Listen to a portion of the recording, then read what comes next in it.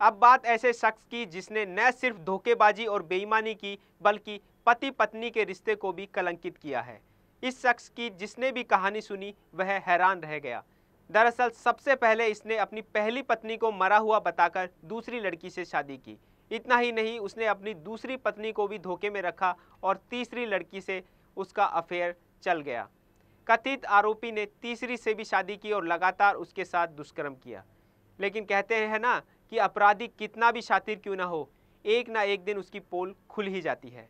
इसी आरोपी की कारनामे की काली सच्चाई जब उसकी तीसरी पत्नी के सामने आई तो उसके पैरों की तले से जमीन खिसक गई। उसी दिन तत्काल डोंबिवली के विष्णुनगर पुलिस स्टेशन में धोखाधड़ी और दुष्कर्म का मामला पत्नी ने लिखाया।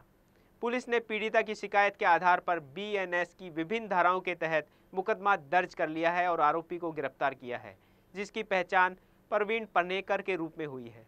पुलिस अब इस बात का पता लगाने में जुट गई है कि कथित रूप से अब तक यह आरोपी कितनी महिलाओं के साथ इस तरह की हरकत कर चुका है। 2 दिवसापूर्वी आमच्याकडे एका महिलेने तक्रार केली। प्रवीण पानेरकर नावाच्या इसमानं तिला